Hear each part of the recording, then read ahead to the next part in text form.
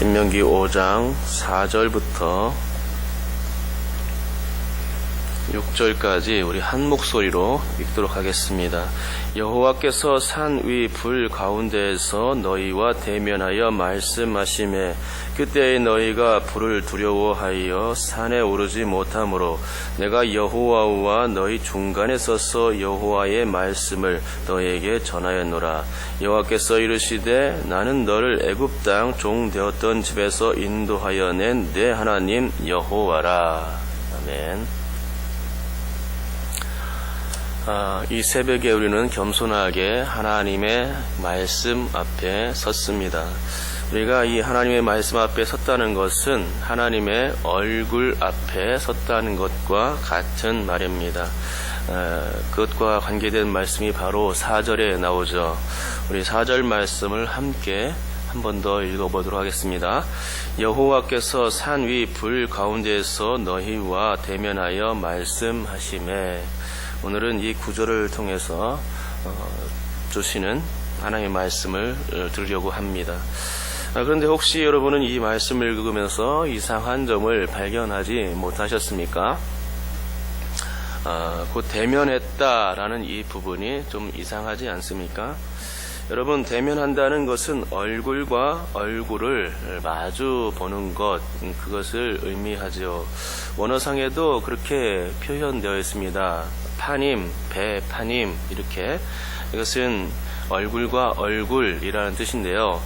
이렇듯 이스라엘이 하나님을 마주 보았다는 것입니다. 그렇다면 문제는 어떻게 인간이 그렇게 거룩하신 하나님을 마주 볼 수 있겠는가, 하나님과 대면하여 볼 수 있겠는가라는 것입니다. 혹시 여기 있는 분들 중에서 하나님과 대면해 본 분이 계신가요?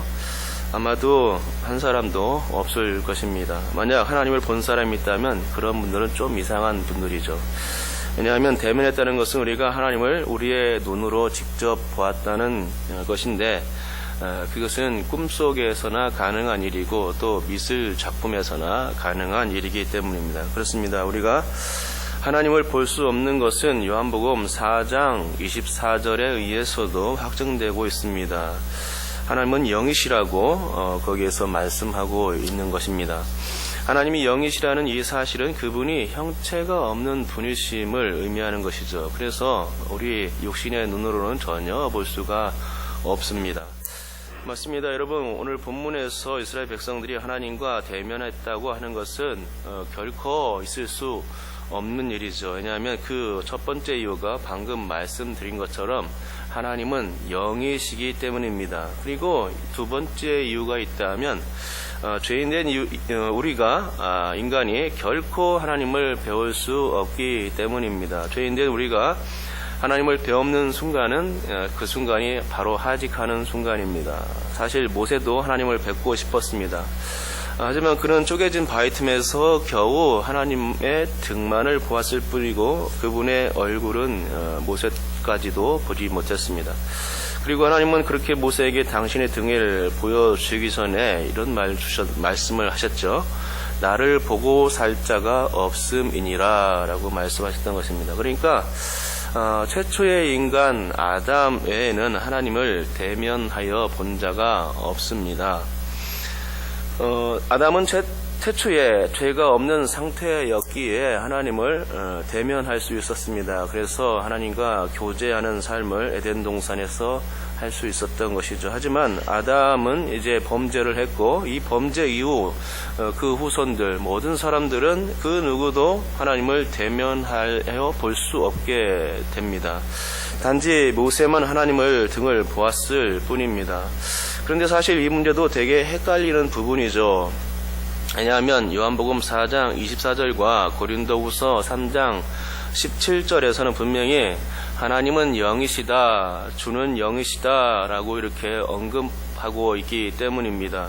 즉 영이라는 것은 볼 수 있는 실체가 아닙니다. 그런데 그럼에도 불구하고 모세는 하나님을 자신의 눈으로 똑똑히 본 유일한 사람으로 성경에 기록되고 있는 것입니다.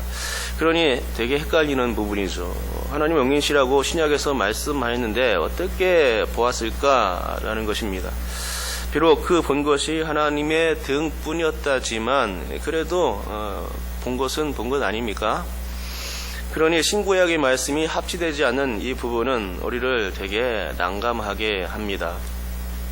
하지만 이것을 한두 가지로 생각할 수 있는데, 첫째는 우리가 거룩한 상태에서는 하나님을 볼 수 있지 않겠는가?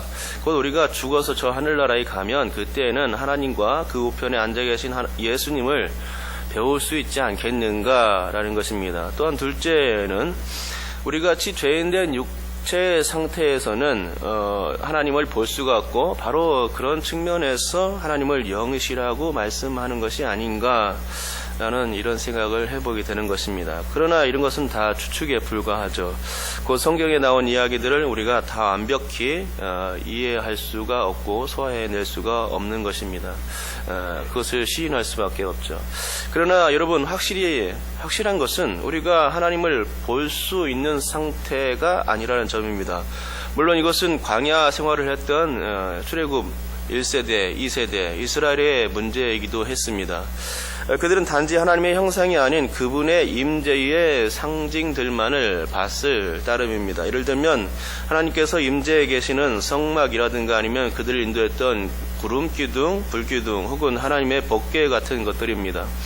또한 하나님께서 베푸셨던 놀라운 이적들, 곧 애굽 땅에 내리셨던 그 10가지의 재앙들이나 홍해를 건넌 사건들, 이런 사건들을 통해서 또 사물들을 통해서 그들은 하나님의 임재를 느꼈을 것이고, 하나님이 살아계시는구나 라는 것을 현상적으로나마 감지했을 뿐입니다. 그 외에는 그들이 하나님을 볼 수 있는 다른 수단이 전혀 없었습니다. 그러나 한 가지 방법이 있었습니다. 그것은 오늘 본문 5절이 말씀해 주는 바입니다. 4절이죠. 4절은 하나님의 말씀 앞에 설 때에 그것을 대면하는 것으로 표현한다는 것이죠. 그런데 사실 따지고 보면 이 5절 말씀조차 직접적으로 하나님을 본 것은 아니라 생각합니다. 단지 하나님의 말씀 앞에 설 때에 하나님과 대면한 것과 다를 바가 없다, 이렇게 알려주는 것으로 보입니다. 그럼 이 말씀과 관련해서 신약 성경은 뭐라고 말씀하시고 있을까요? 마태복음 5장 8절 말씀인데요. 산상수훈의 팔복의 내용 중에 있습니다. 곧 마음이 청결한 자는 복이 있나니 그들이 하나님을 볼 것임이요 라고 기록합니다. 곧 마음이 청결한 자는 그 복을 받는데, 이 어떤 복을 받느냐 하면 하나님을 보는 복을 받는다고 이렇게 기록하고 있는 것이죠.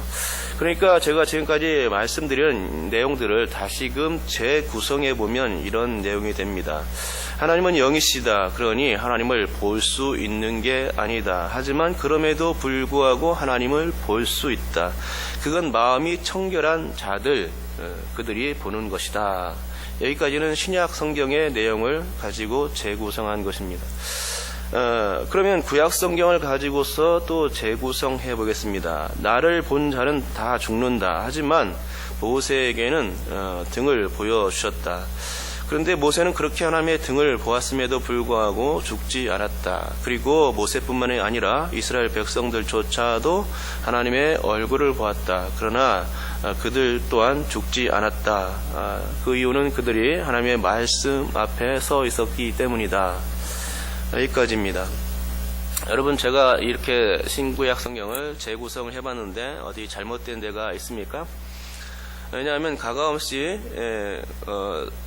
없죠. 왜냐하면 가감없이 성경에 나온 대로만 말씀드렸기 때문입니다. 그러면 이제는 제가 방금 말씀드린 이 신구약 성경의 내용을 통합해서 통합적으로 말씀드려 보겠습니다. 구약에서는 하나님을 본 자는 죽는다. 하지만 죽지 않을 때도 있다. 그것은 하나님이 모세에게 한 것과 같이 당신의 모습을 보여주시겠다고 허락하셨을 때이다. 바꾸어 말하면 모세가 하나님께 구했을 때에 그는 죽지 않고 하나님을 본 것이다. 또한 하나님의 말씀 앞에 서서 그분을 볼 때에도 이스라엘은 죽지 않았다. 이제 신약에서도 하나님은 영이시기 때문에 원칙상으로는 하나님을 볼 수 없다. 하지만 그래도 볼 수 있는 방법은 있다. 그것은 마음을 청결히 할 때이다. 여기서 마음을 청결히 하는 방법을 디모데전서 4장 5절에서 알려주고 있는데 하나님의 말씀과 기도로 거룩하여지는 것이다. 즉 말씀과 기도로 마음을 청결히 하면 하나님을 볼 수 있는 것이다. 여기까지가 재구성된 내용입니다. 이해가 가십니까? 곧 구약에서도 신약의 말씀과 같이 기도를 통해서 말씀을 통해서 거룩하여지면 청결해지면 하나님을 볼 수가 있다는 점입니다. 기도를 통해서 모세는 하나님의 등을 볼 수 있었다는 것이고 이스라엘은 하나님의 말씀 앞에 선물로서 하나님을 볼 수가 있었던 것이지요. 곧 말씀과 기도로 거룩하여지는 이 원리는 정결 예식의 차원으로 이해할 수 있는 것입니다. 여러분, 구약의 정결 예식은 부정한 상태를 깨끗이 하는 의미가 있습니다. 예를 들어 우리가 집에서 음식을 먹고 나면 먹었던 그 음식들을 담아놓은 그릇들이 어떻게 됩니까? 밥그릇, 국그릇, 이 반찬 그릇 등이 다 상태가 매우 지저분해지는 것입니다. 그래서 그 그릇들을 가지고서는 다른 사람들을 대접할 때 쓸 수가 없습니다. 하지만 그 지저분해진 그릇들이 물과 세제에 의하여 닦여지면 어떻게 됩니까? 그때엔 그 그릇들을 가지고서 다른 사람들을 대접할 수가 있게 되는 것이죠. 왜냐하면 이미 그 그릇들은 깨끗해졌기 때문입니다. 다른 이유가 없습니다. 단지 그 그릇들이 깨끗해진 그 이유 때문에 그 그릇들은 손님들을 맞게 되는 것입니다. 자, 그렇다면 오늘 본문에서 이스라엘 백성들이 얼굴 대 얼굴로 하나님을 마주 보았다는 이 말씀은 과연 어떻게 해석할 수 있을까요? 신약 성경의 원리로 볼 때에 이 한마디로 그들은 말씀으로 깨끗해진 것입니다. 그러니까 말씀으로 깨끗해진 상태는 팔복의 원리처럼 마음이 청결한 상태를 가리키는데요. 이처럼 우리가 하나님의 말씀 앞에 서 있다는 것은 그 자체가 하나님을 볼 수 있는 상태가 된 것이죠. 그러나 하나님의 말씀을 거부하는 상태에 있다면 그런 상태에서는 결코 하나님의 얼굴과 얼굴로 마주 대면해 볼 수가 없다는 것입니다. 그러니까 다시 말씀드리자면 하나님의 말씀 앞에 서 있는 사람이란 그 하나님의 말씀에 절대적으로 귀를 기울이는 사람을 가리킵니다.